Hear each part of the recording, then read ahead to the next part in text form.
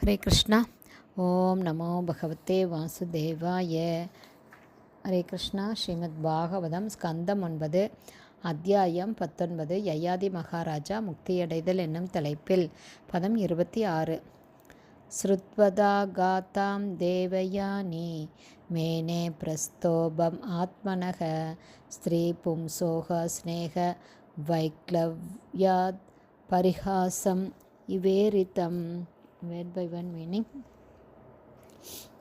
ஸ்ருத்வா கேட்டு, காத்தாம் கதையை, தேவயானி யயாதி மகாராஜனின் மனைவியான ராணி தேவயானி மேனே புரிந்து கொண்டாள், பிரஸ்தோபம் ஆத்மனக அவளது தன்னுணர்வுக்காக உபதேசிக்கப்பட்ட பொழுது, ஸ்திரீ பும்சோ கணவன் மனைவிக்கிடையில், ஸ்நேக வைக்லவ்யாத் ஒரு அன்பு பரிமாற்றத்திலிருந்து, பரிகாசம் வேடிக்கையான ஒரு கதை அல்லது நகைச்சுவை, இவ போல ஈரிதம் யயாதி மகாராஜனால் பேசப்பட்ட.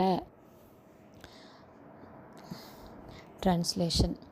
ஆண் பெண் ஆடுகளை பற்றிய யயாதி மகாராஜனின் கதையை கேட்ட தேவயானி, கணவன் மனைவிக்கிடையிலான சந்தோஷத்திற்காக ஒரு வேடிக்கையான நகைச்சுவை போல கூறப்பட்ட இந்த கதை உண்மையில் தனது உண்மையான ஆதார நிலைக்கு தன்னை விழிப்புறச் செய்து கொள்வதற்காக தன் கணவனால் கூறப்பட்டது என்பதை புரிந்து கொண்டாள். பர்பட் பை ஷில பிரபாத். ஜெய் ஷில பிரபாத்.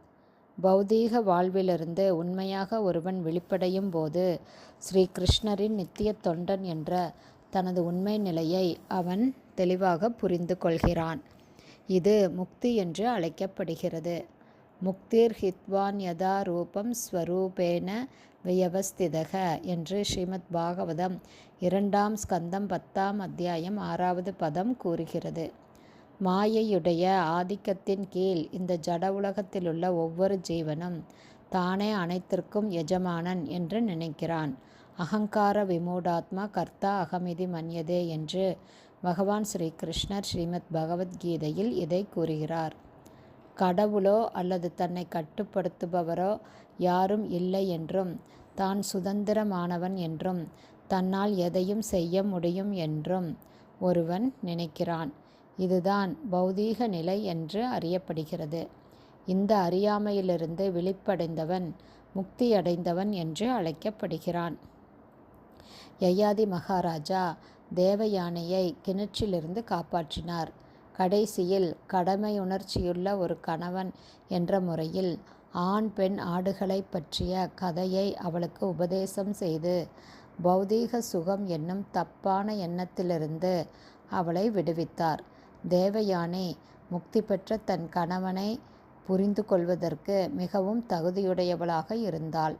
எனவே அவரிடம் விசுவாசமுள்ள ஒரு மனைவியாக அவரை பின்தொடர தேவயானி முடிவு செய்தாள். ஹரே கிருஷ்ணா. ஸ்ரீமத் பாகவதம் ஸ்கந்தம் 9 அத்தியாயம் 19 யயாதி மகாராஜா முக்தியடைதல் என்னும் தலைப்பில் பதம் 26 ஸ்ரீல பக்திவேதாந்த சுவாமி பிரபுபாதாவின் விளக்க உரை இத்துடன் நிறைவடைந்தது. ஹரே கிருஷ்ணா. குருதேவுக்கு ஜெய். பிரபுபாதுக்கு ஜெய். ஹரே போல்.